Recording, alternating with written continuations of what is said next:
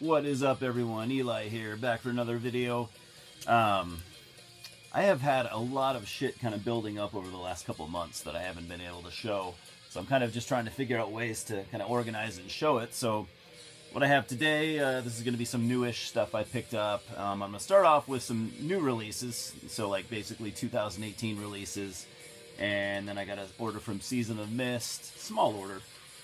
And then a couple of little odds and ends that I picked up from Nuclear War Now. And then something else that kind of doesn't have much to do with anything. But I'll get started with the 2018 releases. First we have, this is honestly a band I've never heard, or I think I've heard like one song several years back. We got Ilsa, Corpse Fortress. This is a Relapse record release. Ilsa, I kind of became familiar with them because I think they did like a split with Coffins, and I fucking love Coffins. Japanese doom death. So yeah, this is a kind of interesting artwork and everything like that. So from what I understand, they're, I don't know, Ilsa's a doom death band. I've heard like crust elements. I know fuck all about crust, so... But yeah, anyways, they did a split with Coffin, and I just randomly found this, and I'm like, fuck, I'll pick it up. I remember it being heavy. Thanks, Louie, for showing your ass. Yeah, pretty cool artwork in here. I'm not going to really go through it. You guys don't really probably want to see that. So anyway, Ilsa, let me know what you think about them. I'm sure there's some of you that have heard way more of them than I have. I've heard like maybe a song, maybe not even that. I also picked up the newest Gruesome album. We got Twisted Prayers, also Relapse Records. You're likely to know who Gruesome are by now, but if you don't, Gruesome is a... I don't like using the term super group, but you could, I guess, if you really wanted to. It's a group of dudes who, if you might remember a couple years back, that Death, what was it called, Death to All tour, where it was like a Death tribute tour with a bunch of known musicians, some guys that were in Death, some guys that weren't. This one's got like Matt Harvey doing vocals and guitars. It's got Gus Rios from, I think, is it Malevolent Creation on drums. It's got Robin Mason from Derketa and Daniel Gonzalez from, I'm sorry, Daniel Gonzalez, but I don't know your history. So anyways, and also, so Gruesome basically are, they're a total death tribute band, and they admit it, and that's what they're all about. But it's really cool because every album that they do is sound-wise based off individual Death albums. So this one being based off of Spiritual Healing. So it's a really good album. I definitely prefer their first album to this, but it's pretty kick-ass rockin' stuff. I've always been a fan of Matt Harvey and whatever he does. He's just a cool dude, and anything that he plays on, I'll probably try and pick it up. Next we have, this is, I don't know if, I mean, it's a new release, but it's not necessarily new material, yet it kind of is. We got Shooter, Throne of the Goat. Shooter are a Norwegian black metal band. You might be aware of them. They're pretty popular overall. Limited to 2,000 copies. I have 1287, as you can see, if you give a fuck. So, what to say about this release? Throne of the Goat was their debut EP. They did have some demos before that and stuff, but this is their first, I guess you could say, non-demo recording. To be honest, I never thought it was all that great. So this has the original EP, and then it has the same EP re-recorded by the current lineup, which, to be honest, I kind of think the re-recorded version sounds better, because, like I said, the original Throne of the Goat, I like Shooter, but the original EP, I never really thought sounded that good. That's just maybe my opinion. I don't know how you guys feel, but I do like Shooter. I think they're a cool band. Nothing amazing, but they're just, you know, they're just solid, straightforward, you know, Norwegian style black metal, and, you know, that's enough for me sometimes. Next we have the new EP by Candlemass, House of Doom. I missed out on their last EP, Death Thy Lover. Just went under my radar. I've heard a little bit of it, but I don't know. I love Candlemass. I am a big fucking fan.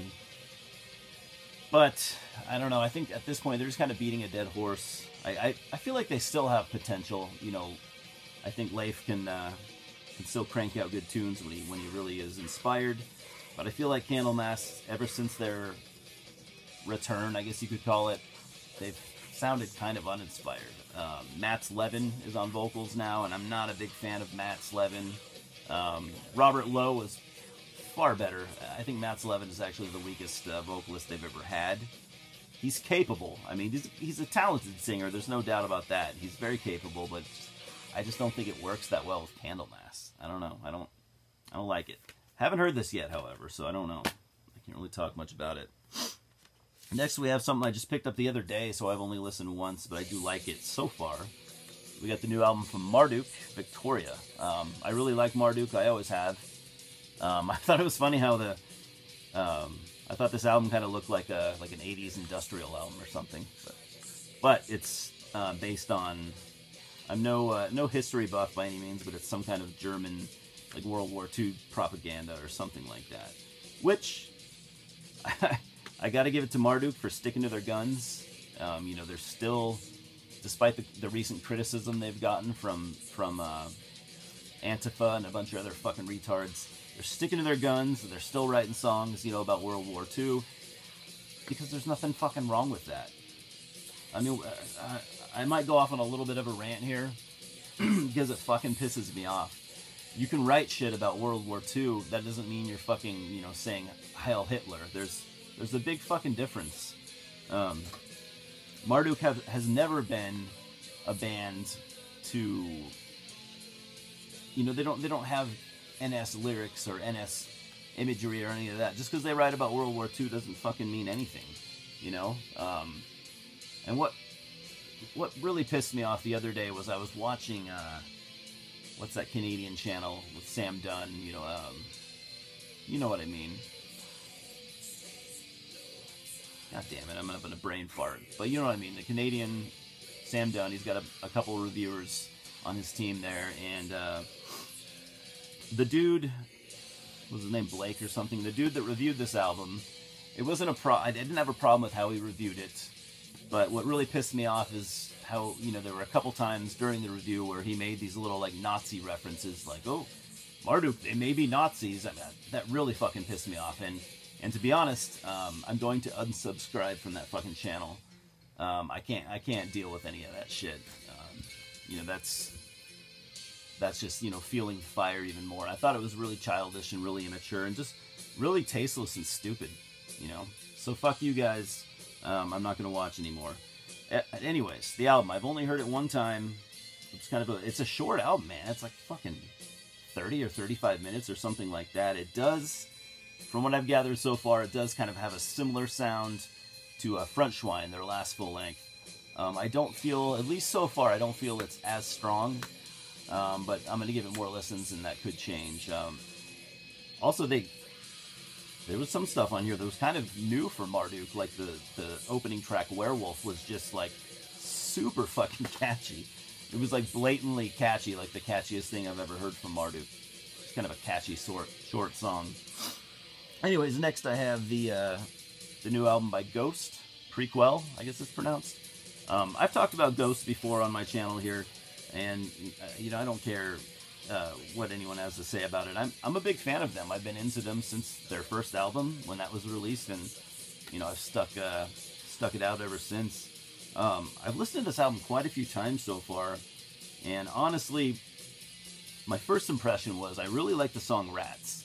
That song is just, that's a killer fucking song, but nothing else on the album really grabbed me. But I've listened like 3 or 4 times, and every time I listen, I do like it just a bit more.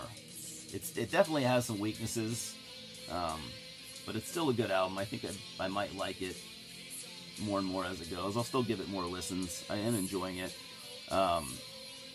It's not as, one of my complaints is it's not as sinister as some of the previous Ghost material.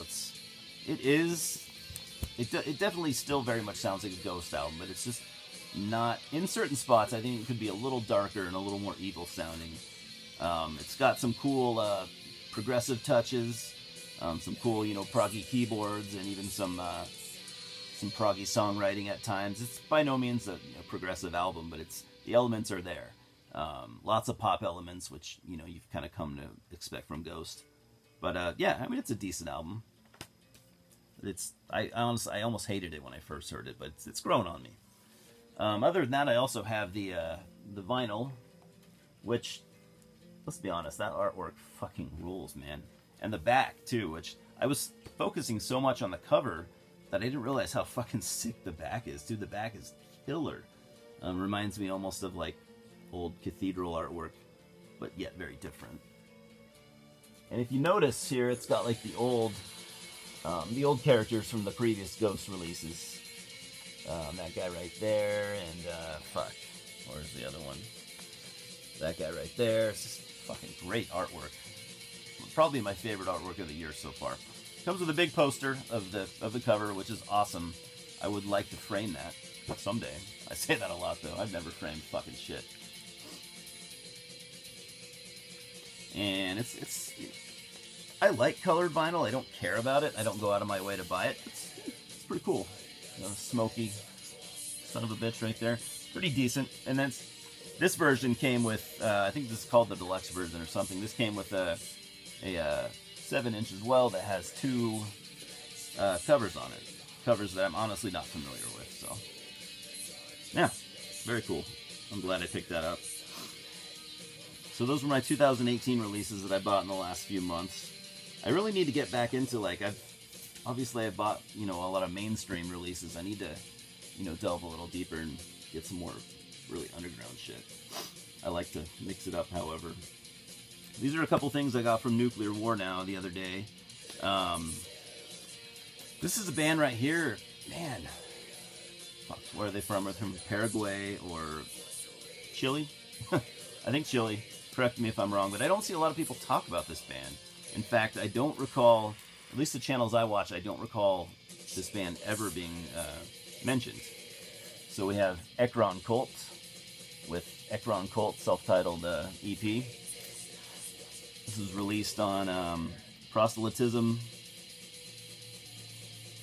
I believe that's a South American label. Correct me if I'm wrong.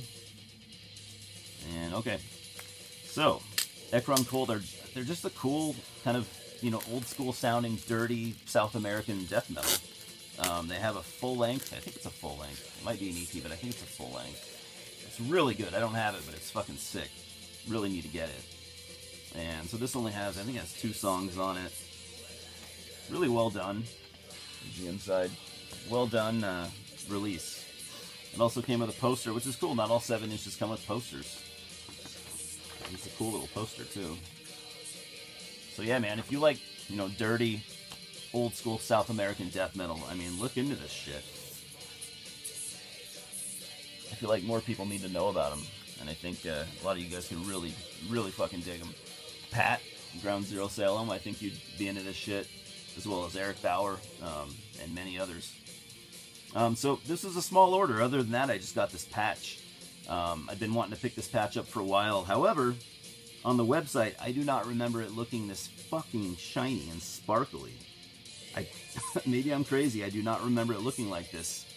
But this is magnesium, and it looks like it's fucking bedazzled by a, you know, 7-year-old girl or something. What is up with, like, metal patches and even shirts with, like, that glittery silver?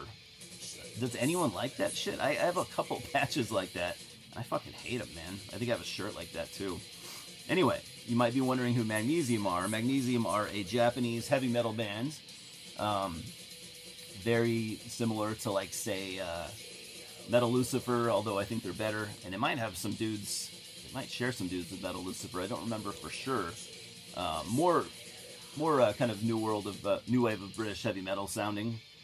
They don't have a ton of material, and it's very, you know, limited, and their shit's really hard to find. I don't have any of it, to be honest. But really, really, really good traditional heavy metal. Look into them if you haven't heard them. Fucking awesome. I also got this, I ordered this a couple months ago, and it just finally showed up. I'm a pretty big fan of the earlier Hypothermia stuff. Swedish black metal band, depressive sounding. And Kim Carlson has a newer project called Consider Suicide. It is not black metal, it's just kind of like dark, depressive, kind of folky stuff. And I do have a release of his I think I've showed it in the past.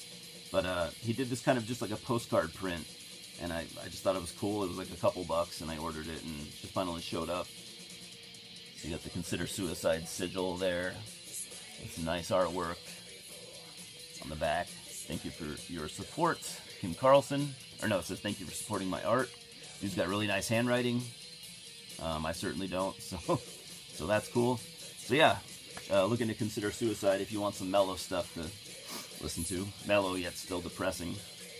Next, got this a couple weeks ago. Just a small order I made through Seasons of Mist. I got a coupon for my birthday, so I'm like, I might as well use it.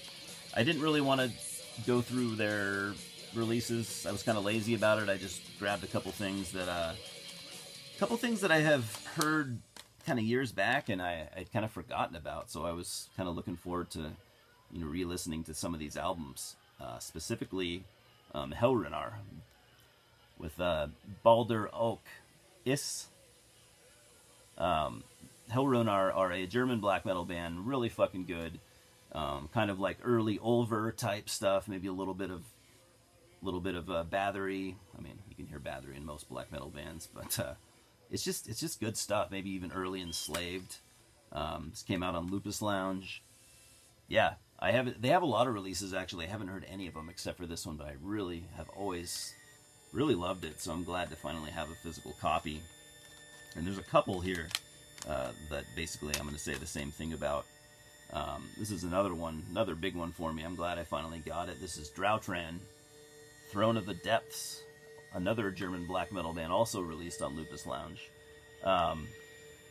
It's been years since I've heard it, but I was just kind of always mesmerized. It's just kind of like an old school sounding symphonic black metal band. It's not as over the top as like, you know, some Emperor stuff or Dimmu Borgir. It's a little bit more raw and a little bit less symphonic, but really, really, really fucking good. At least that's what I remember from like 10 years ago, so hopefully it still has the same magic that I remember it having. And this one as well. This one I might like more than all those other two. This is a band called Farsot. Also from Germany, I believe, if I remember correctly. Sorry. Man, I should just give up on videos. I can never get that glare to go away. Farsot are a kind of like a progressive, I don't want to say experimental, but kind of progressive in their own way. I mean, it's really unique stuff. It's memorable and catchy, but it's also complex and challenging. Dark and twisted. If you like, you know, black metal that kind of thinks outside the box, so to speak, you know, Bludos Nord and stuff like that, look into Farsot, especially this album, which is called, I should probably say what it's fucking called. I think it's called 3. It doesn't say on the spine there. God damn, it's got a weird title, but I think it's called 3 or something. Fuck, I don't know. Just remember this cover. Go look it up on Metal Archives, and definitely check this album out. I know you can't see it too well on my stupid fucking... Yeah, it's great stuff. One of my favorite black metal releases from, you know, the last decade or so. Next we have a band that I don't remember specifically liking, but I thought it'd be cool. These were all on sale, and I thought it'd be cool to revisit them. So we got a couple releases from Dornenreich from Austria.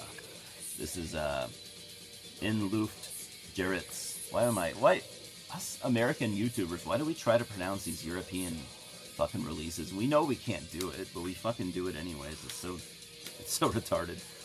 Anyways, heard this album years ago. This is one of their later releases. I think this was a strictly, I believe it's strictly acoustic and very folky.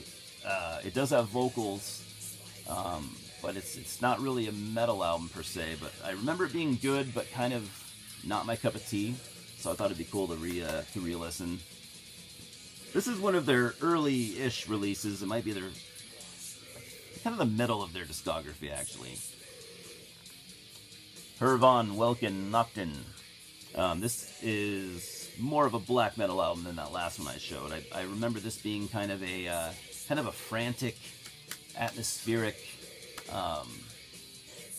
very moody black metal album. Very. It's been so long, but it's like I said, frantic, atmospheric, moody, and unique. So if you like unique black metal that's, you know, not raw and not, you know, not sounding like Dark Throne or anything like that, if you're open-minded a little bit, you know, check Dornenreich out. I used to hear a lot about him years ago. I haven't heard, I mean, they used to be really kind of a buzzy type band, but I haven't heard many people talk about them in recent years. Next we have, this is a random grab because I really do love this band. So this is cool for me to have. Got Hyrax, Noise, Chaos, War. I ordered it, to be honest, not really knowing what it was because I wasn't familiar with that title. But it's a compilation of 3 of their EPs. Kind of later era stuff. Really brutal thrash. I love Hyrax, man. I think they're one of the most underrated thrash bands ever. You got, you know, Caton DePina on vocals. I mean, that dude is just a madman.